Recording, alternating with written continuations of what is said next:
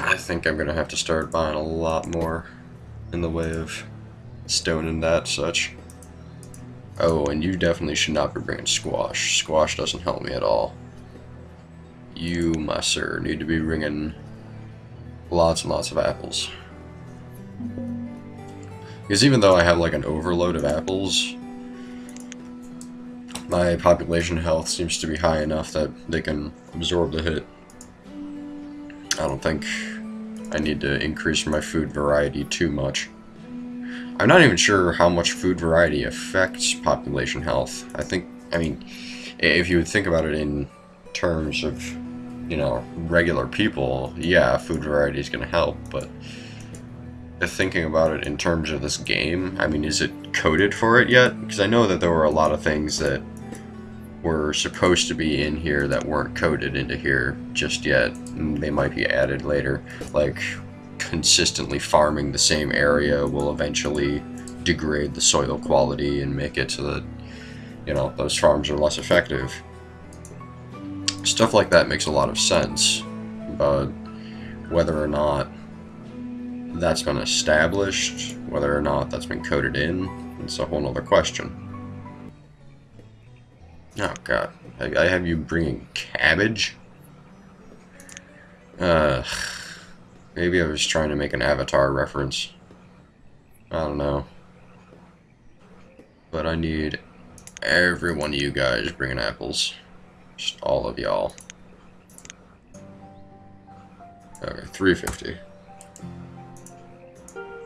And there's not enough storage space. Of course there's not enough storage space.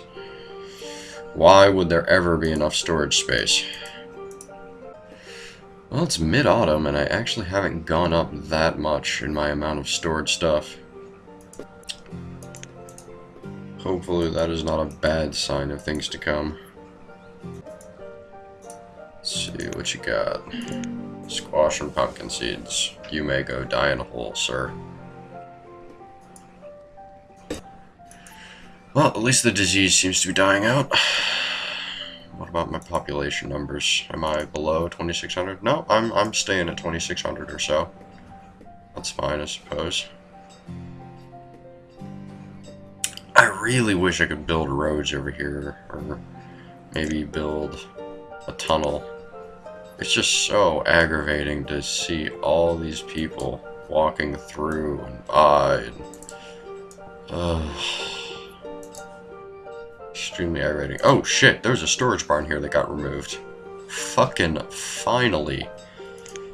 I have been waiting for years, it feels like, for that to be finished. Yeah, that'll be in that corner. Oh, you gotta be shitting me. Why? Why have all my farmers failed me? Storage barns, right there. Crop fields, right here. Workers, like right here. Holy shit, this is a large-scale failure on their part. Like, it's autumn. You'd figure they had maybe gotten going on this a little bit. I understand it's a somewhat early frost, but it's not that early. Come on. Like, they could have at least gotten like a 50% yield from most of these fields by now.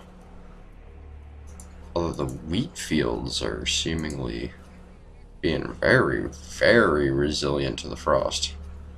Maybe it just looks like they're being resilient. I have no idea. I guess I should experiment around and see what is the most frost-resilient crop that could help me. Because I do have the climate set on, what was it, fair. If I had set it on mild, it would have been nice and easy, but I have it on fair, so these things do tend to roll in now and again. I guess this is payback for that one winter where I didn't have any frost whatsoever. It does happen. Alright. Hopefully I can make up for it somewhere. And I mean, I have high enough food stocks that I could stand this to happen. This isn't like something that's going to throw me overboard or anything. It's just aggravating. So I was in the middle of recovering from a food shock, and now I get to have another food shock.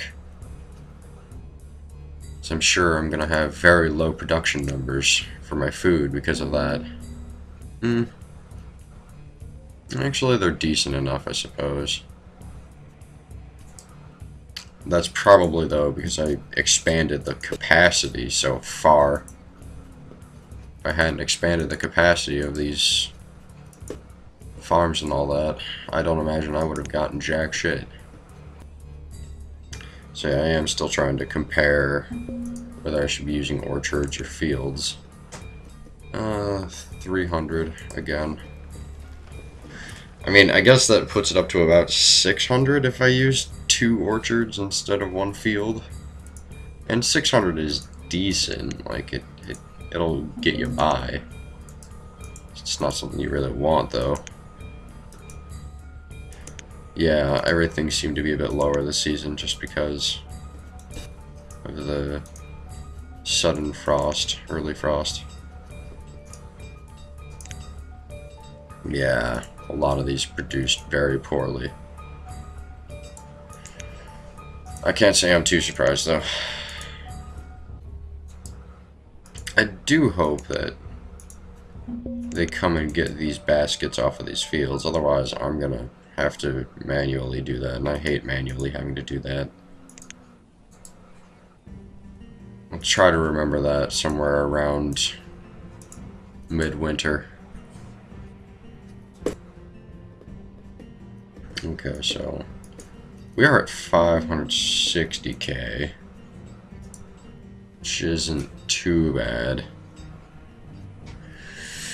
57,000 produced, and I could see another 10,000 rolling in from the random stuff I have interspersed throughout the map. Gatherers, fishers, hunters, all that. I suppose it would work. It could work. And I suppose there are new areas I could start exploring. I do want to get a small node up in there. Not because I think it'll be super effective or anything. I mean, it's got hills all around it. It actually looks kind of like a crater. Huh. I didn't think about that before. This little area looks very craterish. And I've got a few areas like that. Just look like they've been pounded by meteorites. Oh, definitely. Yeah, it looks like a crater if I've ever seen one. Maybe you start in an area that got hit by craters, or got hit by meteors all over. I wouldn't be too surprised. I really do want to establish like a backstory for Banished, though. I mean, it's just so simple, but there's so many questions left unanswered. Like, are you even the people of Earth? Like, are you banished and you're on another planet? What's gravity like there, you know? All sorts of questions. I even produced more alcohol than I used this year, and I'm still down to like 1,100. Oof. Well, the year previous, I used fucking 15,000. Holy crap. This is probably where all the food came from. I was probably trading away my massive alcohol stocks. What about my usage? B fuel. Yeah, I'm using a little bit less than I'm producing. Although, year previous, I used like 20,000 more than I produced. Yeah,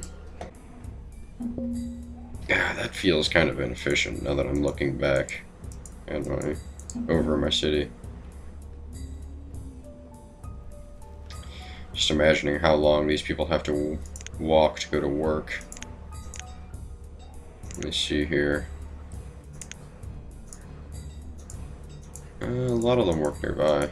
A lot of them are laborers too, which makes sense. But you wouldn't want people who have jobs that depend on a very specific place. Holy crap! Holy shit!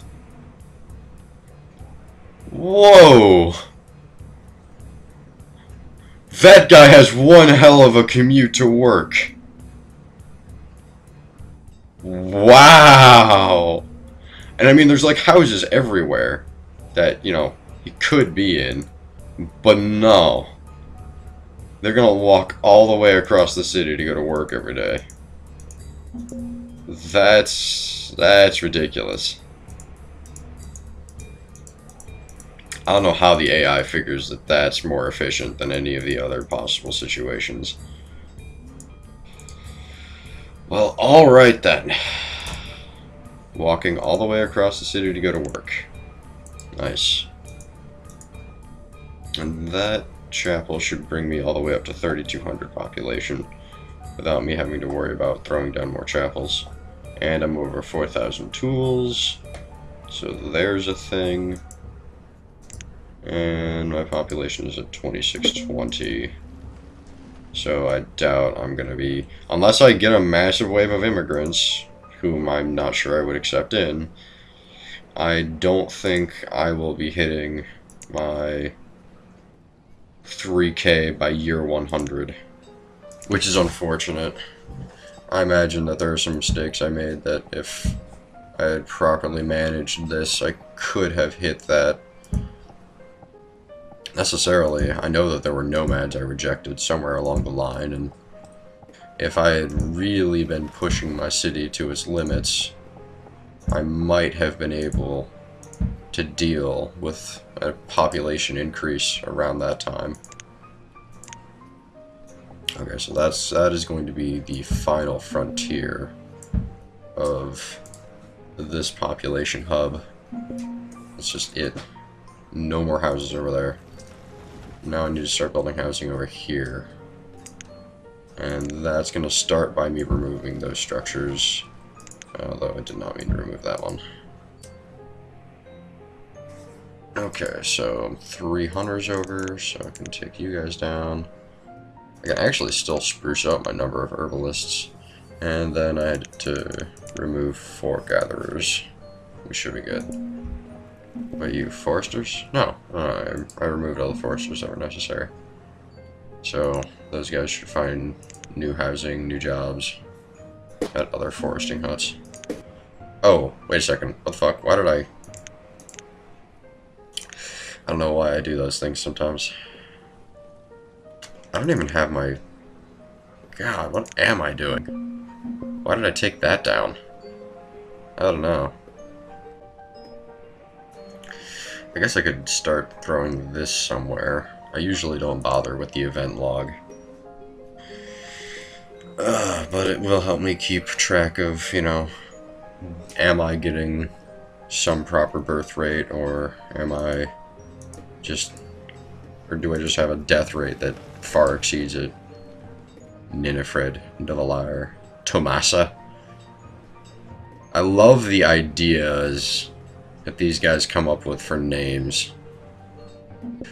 So I guess I could start setting out the housing here. I'm also thinking of maybe setting out... I could potentially set out a tavern or two. I don't think that would be too efficient, but... if they're efficient at all, it could work. But it would rely on these orchards mostly, I think. Actually, no, taverns can take apples from markets. I keep forgetting that fact. So do I want housing there or not? I could make some taverns there. I suppose I'll try it. Just because I think I need a little bit more ale production. Not to say that I'm particularly low on ale, just that I think a little bit more production of it would help keep things balanced. then I don't have to worry so much.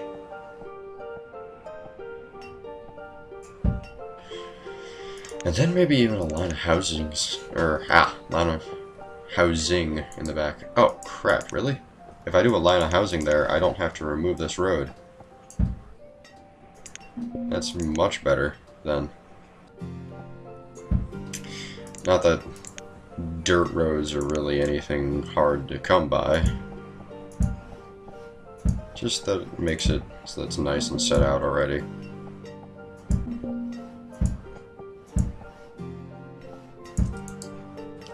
So 3 houses can fit along the backs of 2 taverns.